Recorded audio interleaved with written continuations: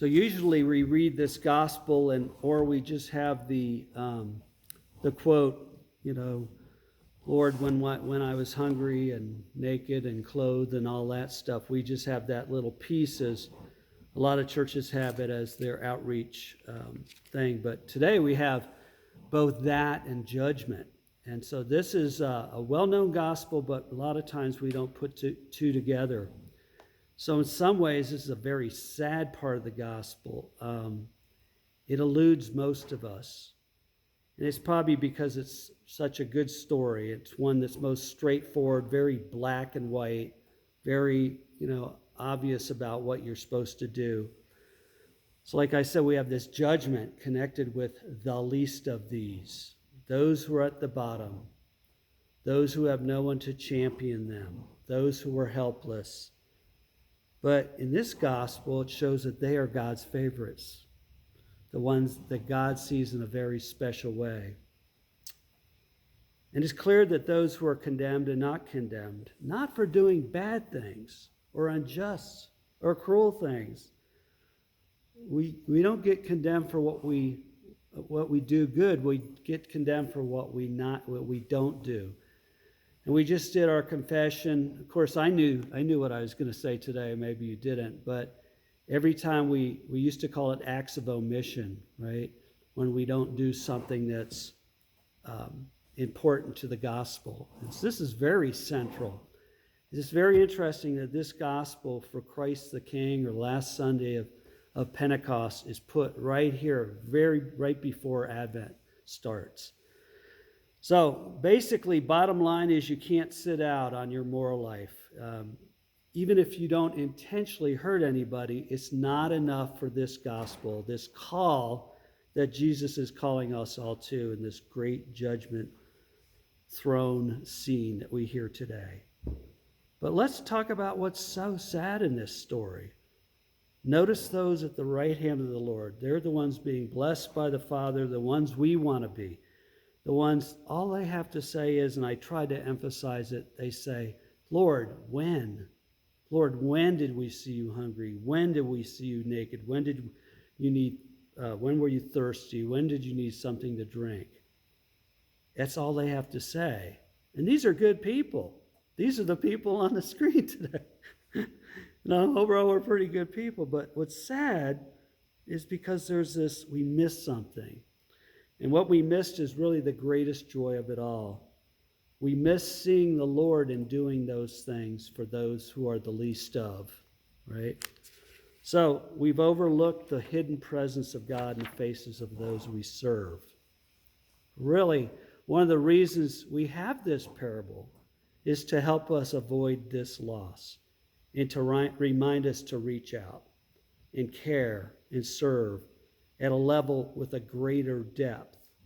Because no matter how right you are, no matter how much you serve the presence of Christ in others, if you don't pay special attention, you won't see the face of Jesus in those you serve.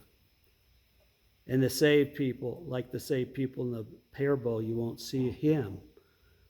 And then we'll be asking the question, when? What did we miss? And so this is the reminder.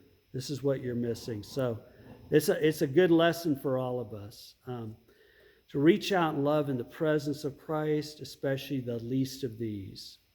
And sometimes those are the closest to us. I've always talked about, I have one sister, I don't want to deal with her. She's tough to deal with because she's the least of these. She lives in the world but not of the world. She just barely makes it every month. And a lot of times I just don't want to deal with it. But this gospel reminds me I need to. And when I do find joy in speaking with her and, talking through it generally. I mean, the least of these a lot of times are the people that don't look like us, they don't act like us, they don't smell good, but those are Jesus's favorites, right? And sometimes they're not very nice. And a lot of times they don't appreciate what we do if we do something for them. So most of the time, we are the ones that have to say, Dear God, help me find your face in this person who I have trouble dealing with, right? Because Otherwise, it just tends to frustrate us. And we get burned a lot of times, and then we burn out on it. So the same sort of thing can happen when we reach out to some who are not the distant them, but instead are the people that are close to us and actually live around us, the ones that are really close to us. So the Lord calls us to serve him in our neighbors, in our brothers and sisters, in the least of these, and most challenging in those who are closest to us. This call from the Lord is real. There are no excuses. But the Lord also calls us to see in the face of our neighbors, our brothers and sisters, what we can't forget in the least of these. Those are the ones. That's a real, true spiritual call, a call to discernment as much as a call to action or to service, right? So there's not a secret or mysterious way to do this. So there's quick ideas here. And I don't have to look far in our church. Don Snyder said, bring your coats, bring your blankets, bring your pillows. I will take them down to St. Francis Center. I snuck down there yesterday just to see what it looked like, because Don told me that homeless has exploded in Denver. And I hadn't been to downtown Denver for a year, easily a year.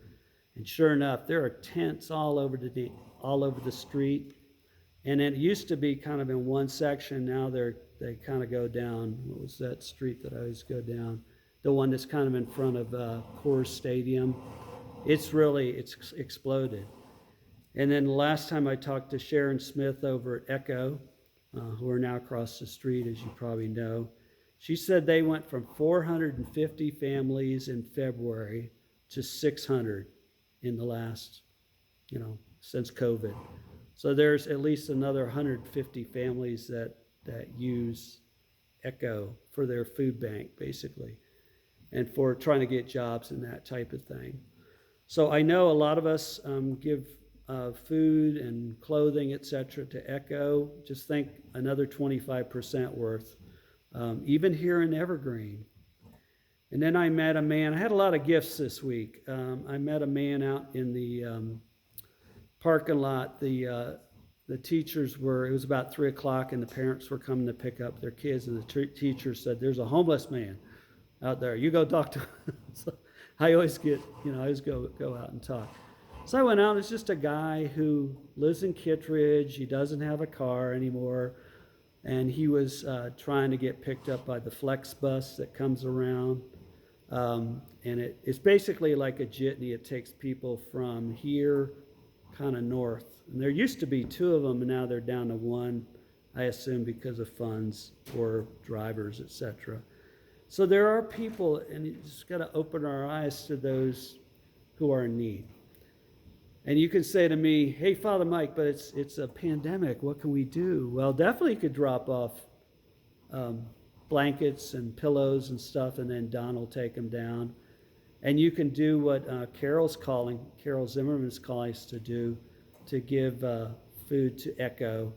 And I think they're doing pretty well over there. But just so you know, for those that you do it, that it's very well needed, and it's 150 more people needed than before.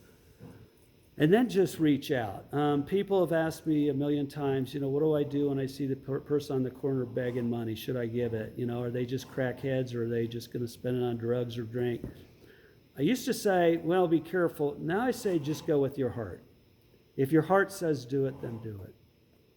And I had a preacher call me all the way from Colorado Springs. And I get these calls now and then. It's usually on a Friday.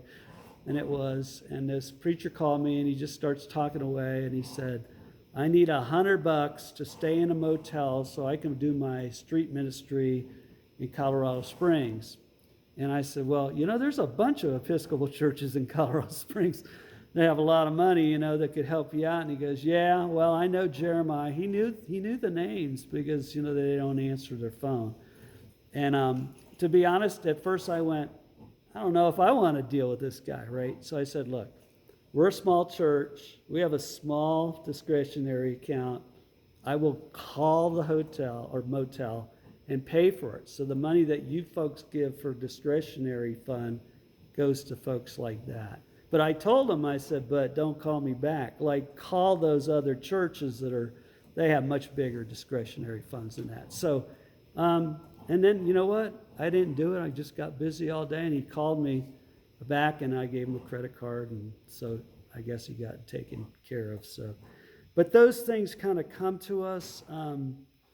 Look, just the idea of this gospel really is to open your eyes, to see the Lord's face, to see that glimpse of the kingdom for those who are barely living, barely getting by, and to help us into a deeper reality. And we're also called to go to prayer and say, where do I need to open my eyes? I'm living kind of on this level of getting by and get through COVID and help my family and all that. But what do I need to do to open my eyes to those who are really deeper need? And there is a true joy in it. I mean, I question it. You heard what I said, right? So I'm not saying don't question it, but if it's in your heart, do what you're called to do, what you are presented. And use that to transform yourself, those kind of mundane tasks sometimes, to transform and have that and look at it as an opportunity to serve God at a deeper level. So this story of judgment is more about just a call to serve. It's more than a call just to do good or do the right thing. It's really a call to look, to go back to prayer, to notice, and then to devote our days and lives into search for the face of God in the least of these. It's a call above all to see us. So when we say, Lord, I did see you in the face of that person who needed a coat or a blanket or a visit or just a phone call to help lift their spirits, right? So do that. So we don't get to the end and hear the Lord say, we're the ones saying when.